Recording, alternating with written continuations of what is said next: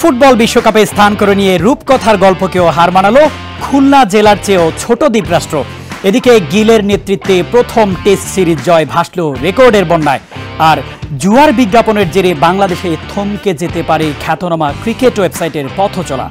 সব খবর এক করে জানাবো আজকের খেলার বেলায়। সঙ্গে আছি শামীম খান।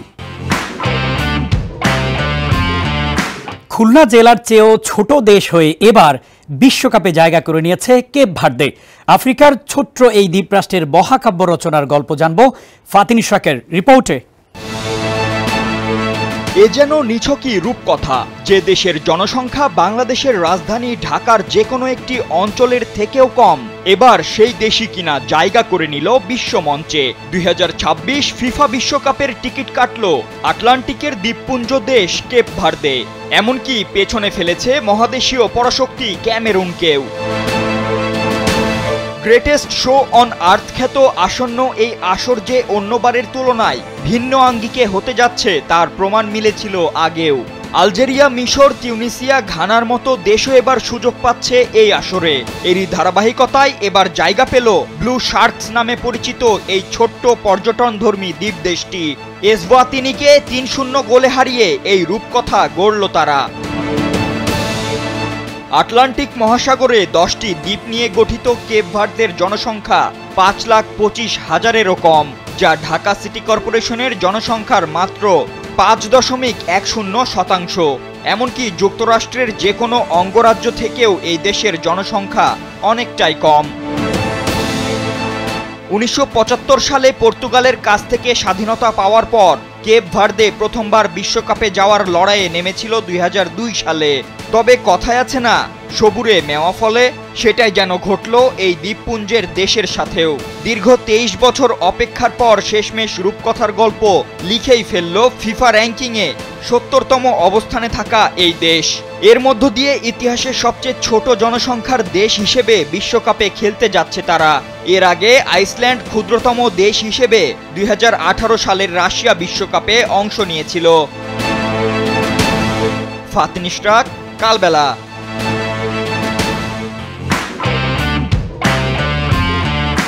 ওয়েস্ট ইন্ডিজকে নাকানি চুবানি খাইয়ে ভারতের নতুন অধিনায়ক শুভমান গিল প্রথমবার জিতলেন টেস্ট সিরিজ। সিরিজ জুড়ে ছিল রেকর্ডের বন্যা। দুই দলের লড়াইয়ে যেসব অনবদ্য রেকর্ডের জন্ম হয়েছে, বিস্তারিত জানবো মোহাম্মদ মাসুমের রিপোর্টে। ভারতের বিপক্ষে টেস্টে সর্বশেষ কবে জিতেছে ওয়েস্ট ইন্ডিজ সেটা বোধহয় পরিসংখ্যান না ঘাটলে তারাও বলতে পারবে না। ভারতের বিপক্ষে প্রথম টেস্টে ওয়েস্ট ইন্ডিজ হেরেছে মাত্র 2.5 দিনে। দ্বিতীয় টেস্টে যদিও ক্যাম্বেল ও শাই হোপের সেঞ্চুরির কল্যাণে পঞ্চম দিনে গড়িয়েছে খেলা, তবে হার এড়াতে পারেনি ওয়েস্ট ইন্ডিজ। আর এতে টেস্ট অধিনায়ক হিসেবে প্রথম সিরিজ জিতল শুভমান গিল। এই সিরিজে ছিল রেকর্ডের ছড়াছড়িও। প্রতিপক্ষ হিসেবে ক্যারিবীয়দের বিপক্ষে টানা 10 টেস্ট সিরিজ জিতেছে টিম ইন্ডিয়া। 15 টেস্টে 5 বার ইনিংসে 5 উইকেট শিকার করে রেকর্ড গড়েন কুলদীপ যাদব। অধিনায়ক শুভমান গিলও বেশ কয়েকটি রেকর্ড গড়েছেন। বিশ্ব টেস্ট চ্যাম্পিয়নশিপে ভারতের হয়ে সর্বোচ্চ রান এখন গিলের। পাশাপাশি টেস্ট চ্যাম্পিয়নশিপে 10টি সেঞ্চুরি করে রেকর্ডের পাতায় নাম লিখিয়েছেন। 2002 সালের পর ভারতের মাটিতে ওপেনার হিসেবে সেঞ্চুরি পেলেন ওয়েস্ট ইন্ডিজের ক্যাম্বেল। দ্বিতীয় টেস্টে সেঞ্চুরি করে 8 বছর পর সেঞ্চুরির খরা কাটালেন শাই হোপ।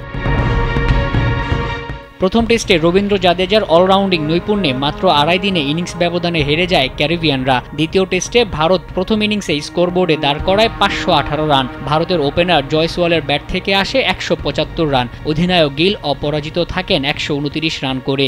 জবাবে উইন্ডিজরা প্রথম ইনিংসে কুলদীপ যাদবের ঘূর্ণিতে পড়ে 248 রান করে ফলো অনে পড়লে দ্বিতীয় টেস্টেও ইনিংস হারের শঙ্কা জাগে। তবে দ্বিতীয় ইনিংসে কিছুটা প্রতিরোধ গড়ে তোলে ক্যাম্বেল ও শাই হোপ, যার ফলে লড়াই করলেও শেষ রক্ষা হয়নি ওয়েস্ট ইন্ডিজের। হেসে খেলেই পঞ্চম দিনে সিরিজ জিতে নেয় ভারত। লাল বলে সিরিজ জয়ের পর গিল নিশ্চয়ই এখন চোখ রাখছে সাদা বলে সিরিজ জয়ের দিকেই। মোহাম্মদ মাসুম, কালবেলা।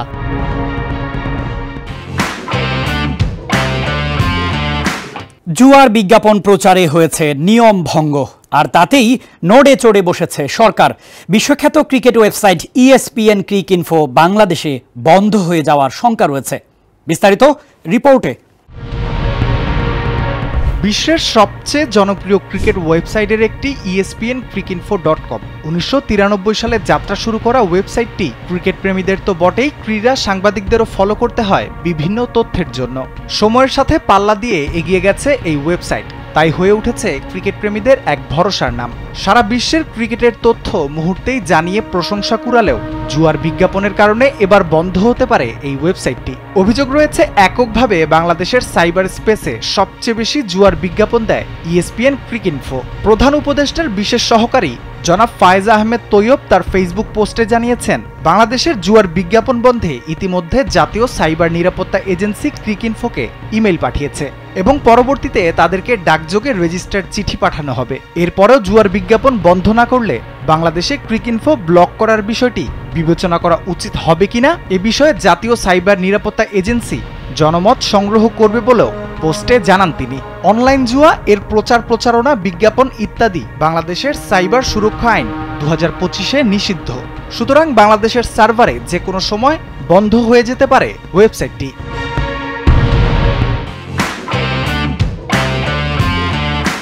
এই ছিল আজকের খেলার বেলায়। এতক্ষণ সঙ্গে থাকার জন্য ধন্যবাদ।